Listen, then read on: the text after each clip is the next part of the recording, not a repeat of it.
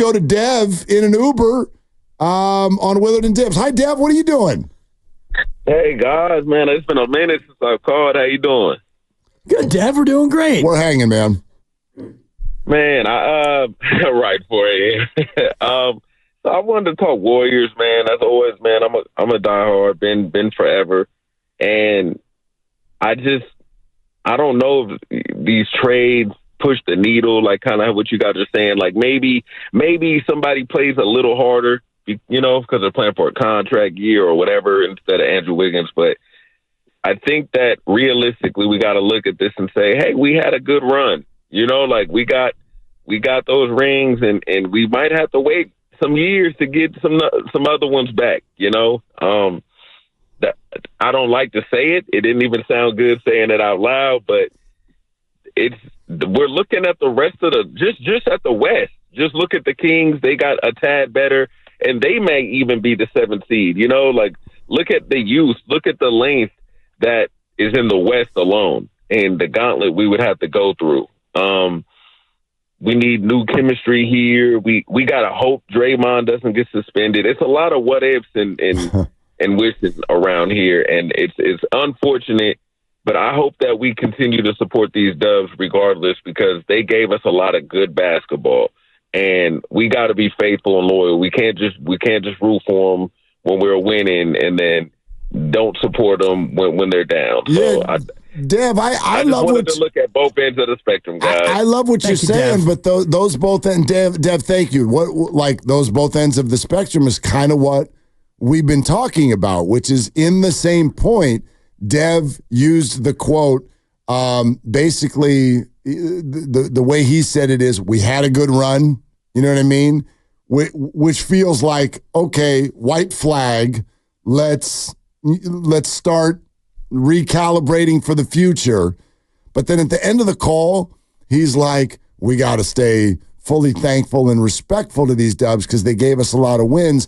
Well, a lot of people look at that point and say, well, how do you be respectful to Steph Curry? And Steph would argue you don't wave the white flag. No, and they will never wave the white flag. They're not going to do what the Brooklyn Nets did, which is trade one of your best players for basically 6 picks and a couple of aging veterans and a fringe NBA player. And they're probably going to trade Cam Johnson as well and completely strip the thing down. That's waving the white flag.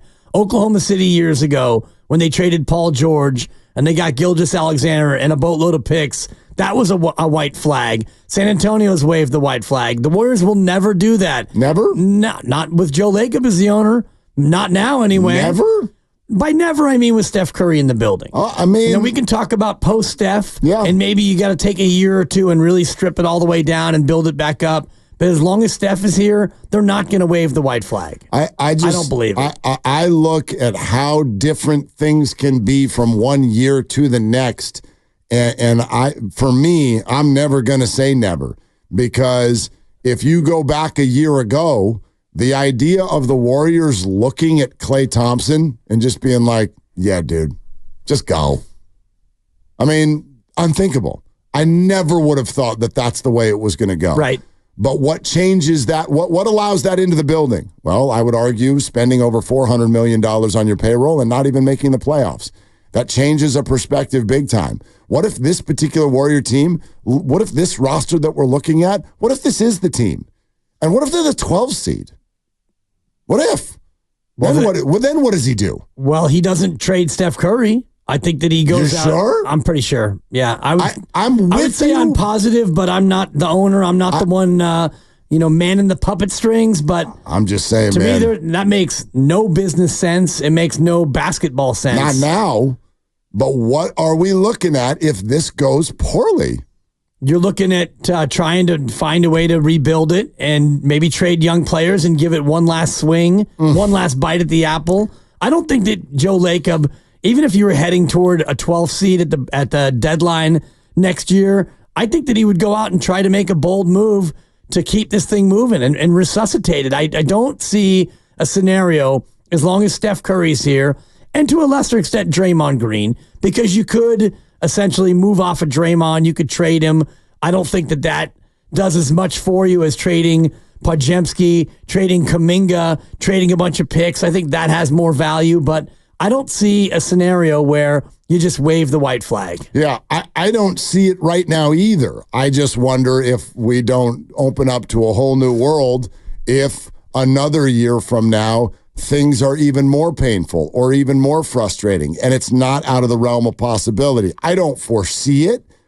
You know what I mean? Like, I think the Warriors are still, like, you can go out and win 45 to 50 games. They're still going to be relevant. You're going to be on some level a part of this. But I just keep reminding people, Joe Lacob looked at last year and was like, this is flat out unacceptable. Right. Because he spent $400 million for that. This is unacceptable. And if you get to the end of next year and he's like, this is even more unacceptable, like, where does that emotion take you? I'm not saying it's trade Steph Curry.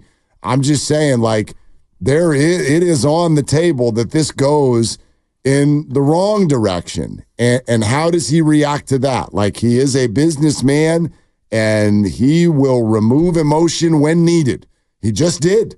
Right. He just did it. You're listening to 95.7 The Game, KGMZ, FM, and HD1 San Francisco, and Odyssey Sports Station, always live on the free Odyssey app, Twitch and YouTube, powered by First NorCal Credit Union. For a low-rate auto loan, apply online, or just ask for First NorCal financing at the dealer. Again, we're going to give away the autographed Klay Thompson jersey on Friday. We're going to qualify 3 people, 1 per show.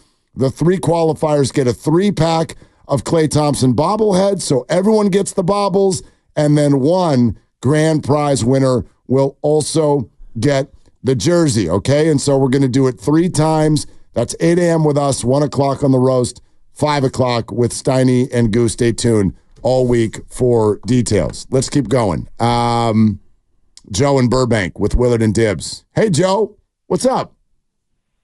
Good morning, guys. Nice change to have you on the morning show. Thanks, Joe. I wouldn't trade for Marketing. You know, we all talk about perimeter defense. So important now, the perimeter defense in the league.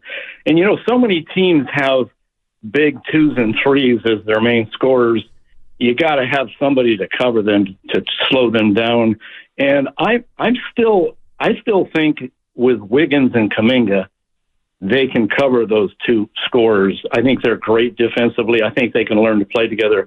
You know, when you think about it, everybody's talking about trades, but when you think about a lineup with Steph at the 1, Wiggins at the 2, Kuminga at the 3, Draymond at the 4, and TJD at the 5, that team, I think, has enough offense. Besides Steph, Wiggins, and Kuminga, they should give them enough offense. And you got Draymond with defense and TJD, and you look at that roster, 4 out of 5 guys are really good defensively.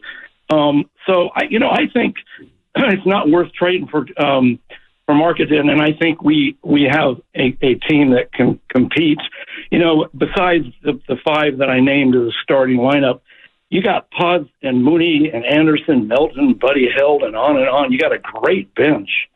And I hear a lot of talk about they think the Warriors might start Pods at the 2. The only problem is then you're small in the backcourt. So I think they're talking about keeping Curry's minutes down to 30 minutes so he's rested. He's not dead at the end of the season. Pods can come in and take 18 minutes just from Curry, and he can cover 2s and 3s depending on the size and the lineup. So what do you guys think? I kind of like Steph, Wiggins, Kuminga, Draymond, and TJD.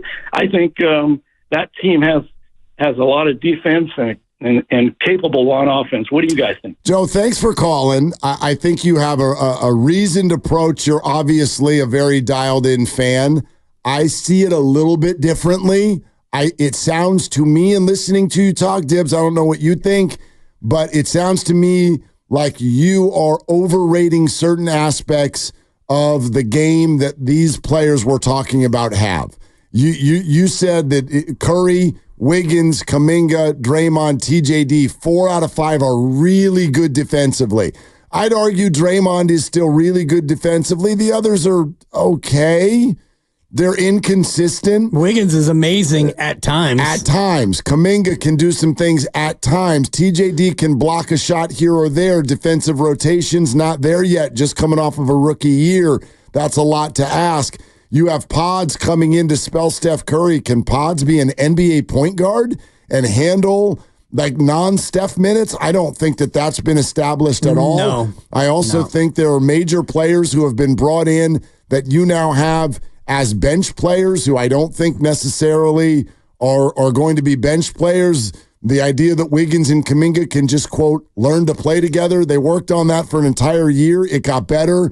It's not good enough. They clearly don't want to feature Andrew Wiggins. And even the contention that group has, quote, enough offensively, I disagree. I also disagree. I disagree. TJD and Draymond Green are not offensive threats. No, those are spacing killers, and Wiggins and Kuminga are wildly inconsistent, especially with their outside shooting. Yeah. I don't see that. That, to me, that is a not good enough group. And you think about the bench, and DeAnthony Melton's coming off a back injury, and Buddy Hield is a guy who can be either absolutely on fire or a guy who just goes 1 for 12 or 1 for 13. So, and I think that Kyle Anderson is going to be a really good piece for them. Agreed. Defensively and offensively. He's got a high IQ, and I heard him on with Steiny and Goo. I guess that was last Thursday. Terrific interview. I'm looking forward to watching him in this system. I think he's going to fit in great, but another guy who isn't necessarily a big scoring threat. So, and then you got Looney and GP2, of course, on the bench as well, and then Moody.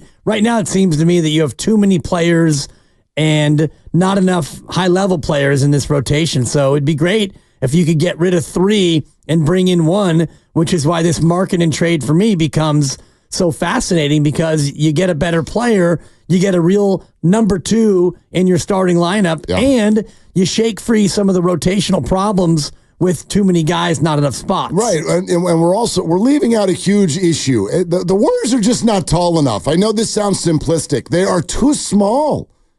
They're too small, and I know that some of you will say, you know, this isn't just about Markkanen, and some will say, oh, he's a 7-footer, but he doesn't play 7 feet. Fine, what does he play, 6'10"? Like, they are too small. So, like, you've got to go get some bigger people. And you know, so many of the bigs that the Warriors do have, they kill spacing because they can't do anything on the perimeter. That's another thing that makes Markkanen very attractive. He is 7 feet, and he can really hit a 3. He can hit a 3. This is what Draymond largely, I know the numbers were fun last year. He is not someone who's consistent with his 3. TJD would never even consider taking one. Looney would never consider taking one. A 7-footer who can shoot a 3, I promise you, I know this. That is exactly, if the Warriors could draw up a player, that's who they draw up. A 7-footer who can shoot. They love the idea. And that's why they are prone to overpay for Lauri Markkanen. And that's why Danny Ainge, I believe, has marked them. No doubt. And that's why the Warriors have been the most active team in looking to pursue it, because they know the same thing that you just laid out. They are too small. You've got 3 guys in your team who are 6'2", and you're looking to play Pods maybe at shooting guard, and he's maybe 6'5", listed at 6'5". Feels like he's closer to 6'3" or 6'4". Draymond Green is going to try to guard all the centers, and he is probably 6'6", maybe 6'7". Kevon Looney's got your size, and people want to disparage Lauri Markkanen for 8 rebounds a game. 8 rebounds a game would lead the Golden State Warriors. You didn't have anybody who rebounded more than Draymond at 7.2 a game. So before you want to say, oh, Lauri Markkanen's not a guy who can really even play like a center at all, he does get 8 rebounds. He can block a shot. Perimeter defense, probably not his strength, but it's going to be what happens when you get a 7-footer who plays in the wing. It's not bad. It's also not bad. Like he's not a joke defensively, I don't think. Lucky in the city. Hi, Lucky. You're on with Willard and Dibs. What's up? Hey, good morning, fellas. How you guys doing today? What's cooking? Oh, man, you know, I want to talk about this marketing chatter we keep hearing, man.